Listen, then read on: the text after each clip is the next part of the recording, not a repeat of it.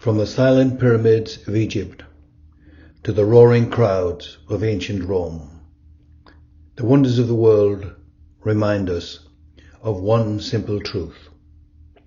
Civilization rises, empires fall, but the greatest creation of humanity, they continue to tell their story. One of the many unique things that the Romans were developing was the Colosseum, which is our wonder of the world for this presentation. But before we get to the Colosseum, I'd like to introduce you to a few other things that the Romans were able to build.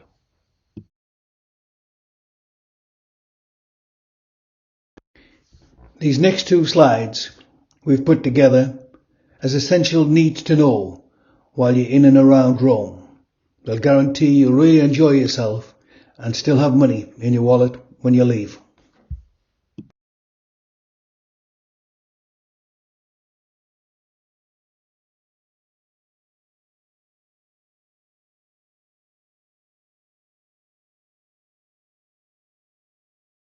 We're going to take you back in time, and the year is 312 BC, a time when Rome was not quite yet the empire, but was already thinking about one.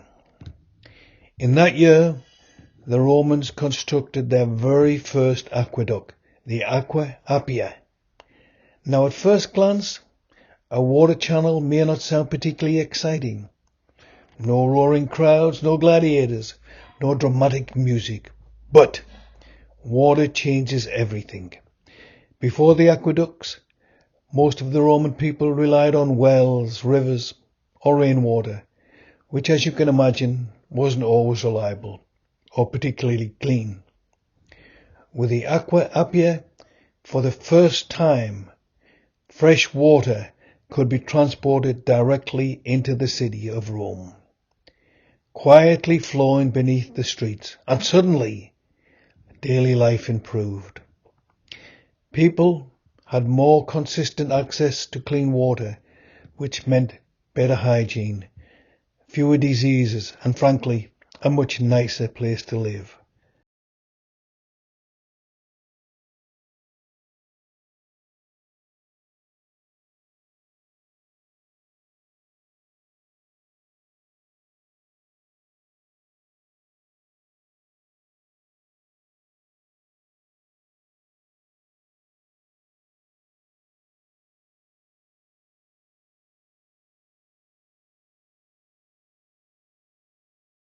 Roughly the same time, they began constructing roads of astonishing quality, most famously the Appian Way. When I say roads, I don't mean muddy tracks that disappear when it rains. I mean carefully engineered highways laid with stone, designed for drainage, built so well that parts of them still exist today. These roads connected cities, regions, and eventually an entire empire. For ordinary people, this meant travel became faster, safer, and more predictable. Goods could be transported efficiently, markets grew, and of course trade expanded. And ideas, perhaps most importantly, could move so freely. For the soldiers, it meant the Roman army could march quickly, respond to threats, and maintain control across vast distances. In short, these innovations didn't just improve life, they transformed Rome into a powerhouse. Reliable water, strong infrastructure, efficient movement, these are all the foundations of any great civilization, and Rome, quite cleverly, mastered all three.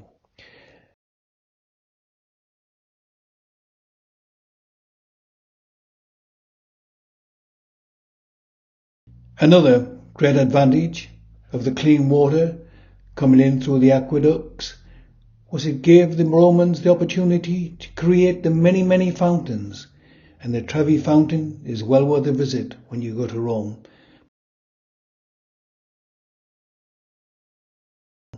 But more importantly, the Roman baths are absolutely incredible.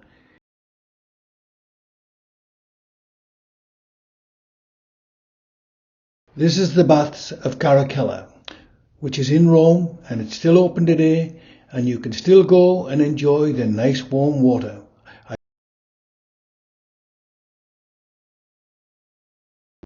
In England, we have a little town called Bath, and the reason it's called Bath is the Romans built a Roman bath there back in 70 AD, and it is still there today.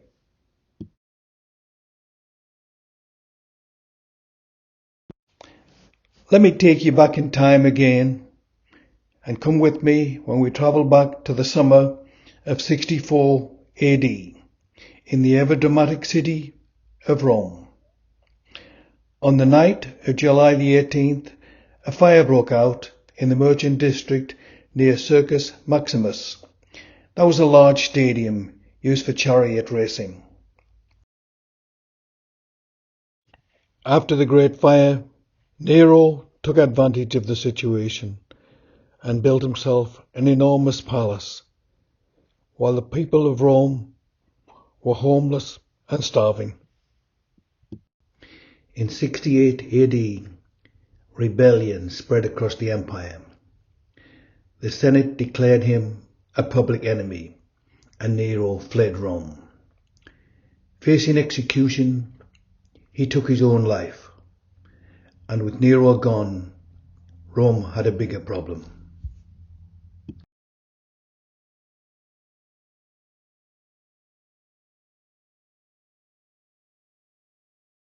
Flavian dynasty made a very clever political decision. They would erase Nero's symbol of excess and replace it with something for the public. So the emperor Vespasian ordered Nero's lake to be filled in, and on that very spot construction began in 72 AD. The result would become the largest amphitheatre ever built in the Roman world. The Colosseum was actually an engineering masterpiece. It took around 8 years to construct and required tens of thousands of workers. Many were Roman labourers, others Jewish prisoners captured after the destruction of Jerusalem in 70 AD. The structure rose nearly 50 metres high and could hold 50,000 spectators. The Romans used concrete, travertine stone and brick, creating an oval arena designed for perfect visibility. Every seat had a view, and above the crowd there was a massive canvas awning. And the opening celebration was something rather spectacular. The games lasted 100 days. Thousands of animals were brought from across the empire. Lions from Africa, elephants, bears, and exotic creatures most Romans had never seen before. Gladiators fought a dramatic contest of skill and survival. And contrary to popular belief, many gladiators were highly trained professionals. They were the sport of stars of ancient Rome, although admittedly their retirement plan was somewhat uncertain. I think one of the most amazing things was they were able to fill up the arena with water and bring in an armada of ships to do battle.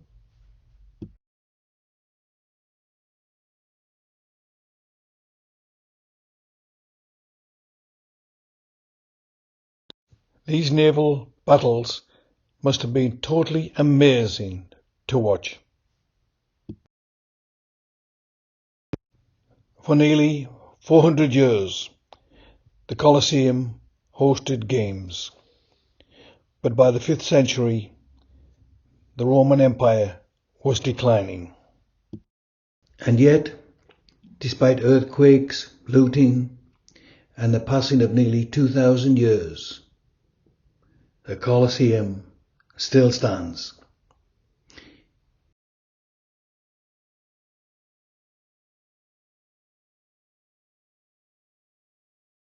It is no longer a place of gladiators, but a monument to Roman engineering, Roman ambition, and Roman spectacular.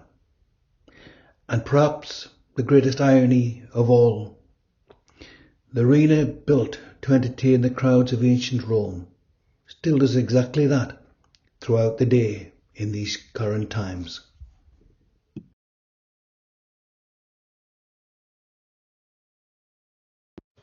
The final slide gives you the opening hours and closure dates and the entry costs if you decide to visit the Colosseum. And this year the Colosseum is 1,946 years old. So I think we all should wish it a big, big, big happy birthday.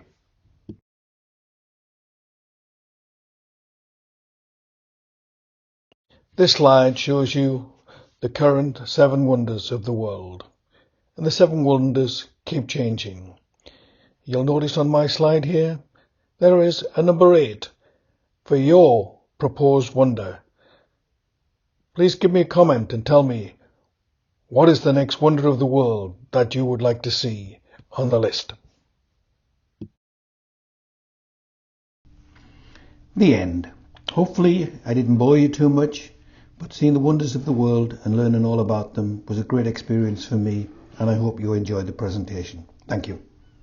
Travelling, the only way to live.